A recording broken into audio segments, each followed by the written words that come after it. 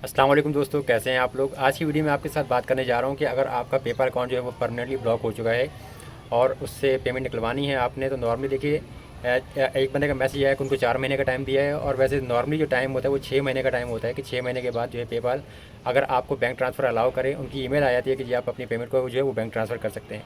तो फिर आपका जो बैंक लिंक होता है आप उस पेमेंट को उस बैंक में ट्रांसफ़र कर सकते हैं।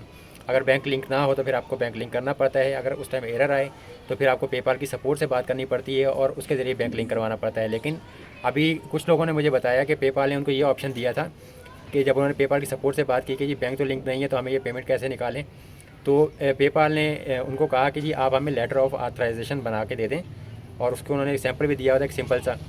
तो उसमें आपने ये सिर्फ अपने नाम लिखना होता है और पेपाल की एक नई ईमेल प्रोवाइड करनी होती है, जिसमें आपने ये कहना होता है कि ठीक है जी मेरी जो पेमेंट है आप इस पेपाल अकाउंट के ऊपर ट्रांसफ़र कर दें।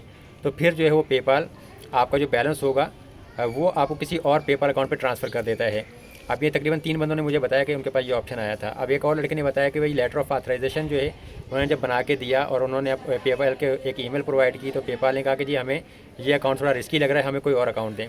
तो यानी कि आपने उनको वो अकाउंट देना है कि जो वेरीफाइड हो, जिसमें कुछ पेमेंट्स वगैरह आ चुकी हों, जिसकी वेरिफिकेशन वगैरह हो चुकी हो। अगर आप बिल्कुल कोई नया अकाउंट बना के पेपाल को देंगे तो आपके लिए मसला बनेगा और वो उसमें पेमेंट ट्रांसफ़र नहीं करेंगे। अच्छा, फिर उसके बाद एक चीज़ और कि इसी बंदे ने एक ने मुझे बताया कि लेटर ऑफ ऑथराइजेशन के बाद जो है जब इन्होंने एक नया अकाउंट दिया था तो उस पर पेमेंट ट्रांसफ़र नहीं की, तो फिर पेपाल ने उन्हें कहा कि जी अब आप हमें एड्रेस प्रूफ जो है वो प्रोवाइड करें।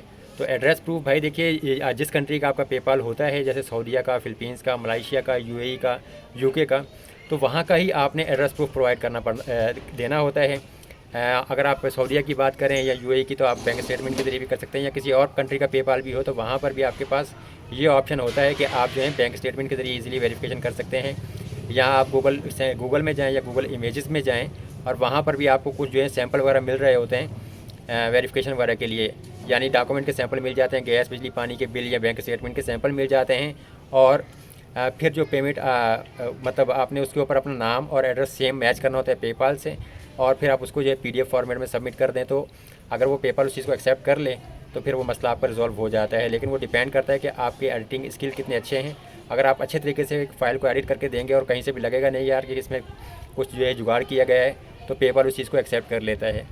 तो ये कि अगर परमानेंटली ब्लॉक आपका अकाउंट है और आपका उसमें बैंक वाला लिंक नहीं है, तो मैं आपको यही कहूँगा कि आप पेपाल की सपोर्ट से लाजमी बात कीजिए और उन्हें कहें कि आपकी जो पेमेंट है वो किसी और पेपाल अकाउंट में ट्रांसफ़र कर दें। तो ये एक आसान हल है, क्योंकि बैंक लिंक करना बड़ा मसला है और ऊपर से हमारे पास बैंक अकाउंट होते भी नहीं है। ख़ासतौर पर मलेशिया के पेपाल में तो हमें बैंक जो मलेशिया का ही बैंक लिंक करना पड़ता है और वो बैंक हमें मिलता नहीं है कहीं ऑनलाइन।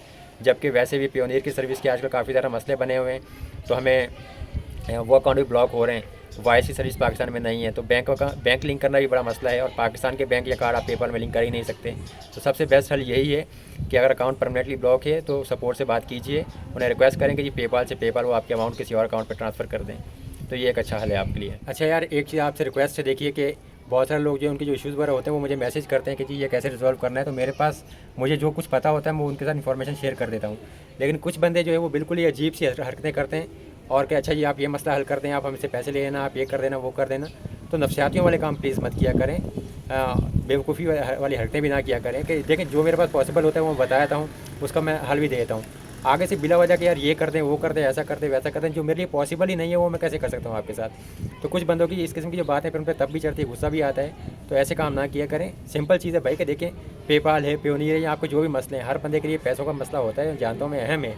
लेकिन जिस चीज़ का मेरे पास हल ही नहीं होगा, मैं आपको बता देता हूँ भाई कि ये मेरे पास हल नहीं है या मेरे पास ये मालूमात है, वो मैं आपसे शेयर कर देता हूँ। तो सिर्फ आप उसको फॉलो कर लिया करें, अगले बंदे को भी परेशान ना किया करें। अगर आप परेशान हैं तो इसका मतलब ये थोड़ी कि आप अगले बंदे को भी बिल्कुल नफसियाती करने लग जाएँ या फजूल किस्म की बातें करें या फजूल किस्म के सवाल करने शुरू हो जाएँ उनसे। उम्मीद करता हूँ कि ये आपको वीडियो अच्छी लगी होगी। मज़ीद ऐसी वीडियोज़ के लिए चैनल को सब्सक्राइब कीजिए, वीडियो को लाइक और शेयर कीजिएगा अपने दोस्तों के साथ। अल्लाह हाफिज़।